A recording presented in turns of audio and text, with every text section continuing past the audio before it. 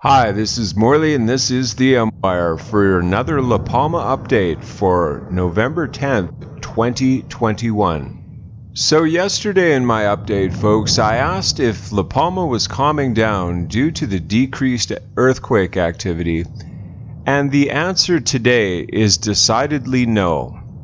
La Palma has just sustained approximately 2 hours ago at the time of making this video a 5.4 earthquake that has been since downgraded by various agencies. I'm going to get into that in a minute, but thank you very much for the support. Thank you for all the comments you're leaving, folks, all the shares. I greatly appreciate it. If you haven't already subscribed, please do so, as that would greatly support the channel. But without further ado, let's talk a little more about this 5.4 earthquake that has struck La Palma. So this earthquake has been downgraded by IGN to a 4.8 earthquake, which is, par for the course, because they certainly don't want to cause a panic on the island to affect that tourism dollar. They will avoid that at any and all costs. That's a primary source of revenue from them, and they don't want to cause a panic to deter people coming from the island. However, if you go to EMSC, this is their reporting on it, and they report it as a 4.1. That is a little too much downgrading for me to be believable, folks. I'm sorry. I've been watching earthquakes for literally probably a decade now, and to downgrade an earthquake by more than a full point, that doesn't seem plausible to me. My eyebrows are raised. That's just my opinion, though. I'm interested to see what you have to think, though. Do you think downgrading an earthquake by an entire point is plausible? Let me know what you think in the comments. But the question that I posed yesterday, is La Palma calming down any, has been answered less than 24 hours later. The answer is a resounding no. Not getting a 5.4 earthquake. This demonstrates the same pattern that La Cumbre Vieja has essentially adopted since it started erupting. There can be periods of relative calm, and only followed by a seriously larger event than anything precedented in the past 24 or 48 hours, which is the case on La Palma here with the 5.4 earthquake. Now, the thing with any earthquake is that there's a possibility that it could be a foreshock to something much larger.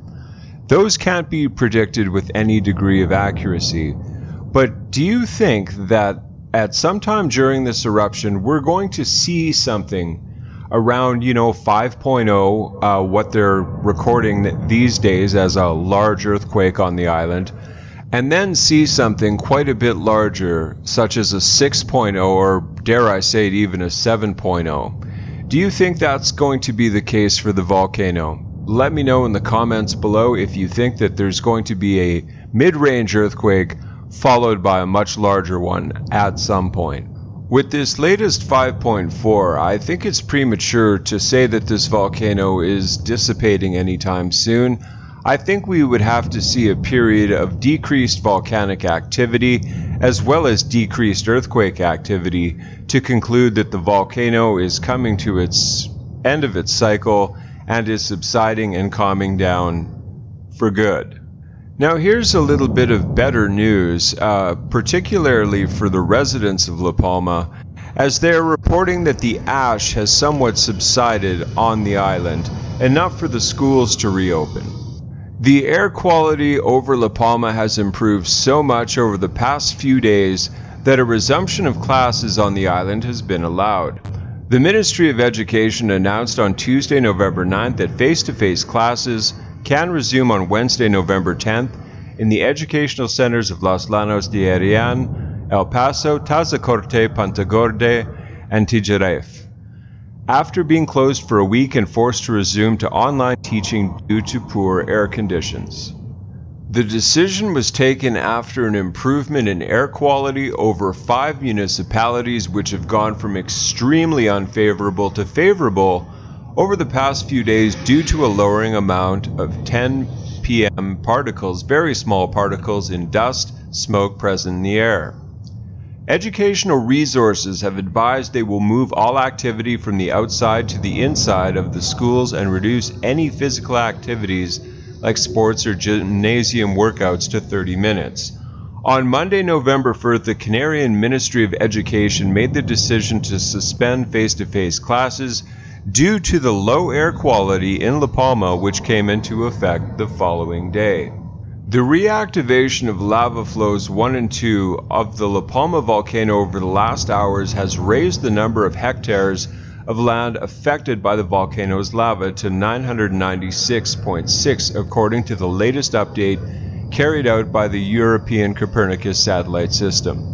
The number of destroyed buildings has also increased to 2,605, which is 10 more than the previous count carried at noon on Tuesday, November 9th. 3 extra kilometers of roads have also been destroyed by lava, bringing the total to 77.4 kilometers of roads out of action and unusable. Yes, yesterday I posted a video of the lava reaching the ocean. That was quite a spectacular sight to see, just to see the lava cascading off the ridge like that. And the lava seemed very thin, actually. It wasn't the thick, chunky lava that we've seen a lot of with this eruption. It seemed very thin and was just kind of essentially as much as lava can do, just dripping off the side of the cliff there. It's obvious that we can safely conclude that this volcano has no intention of slowing down anytime soon. There is periods of quiet, as I've indicated, and that's been La Palma's pattern, as I've said, since the beginning. So we would need to see like a sustained period of time with fewer earthquakes anyway.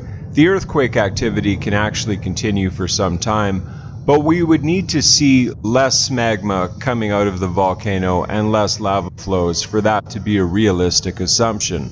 Folks, I just hope and pray that this scenario I presented, that one day La Palma gets, a 5.0 earthquake, and it's just a prelude to something much larger, doesn't come to pass. Because that would be quite bad for the island.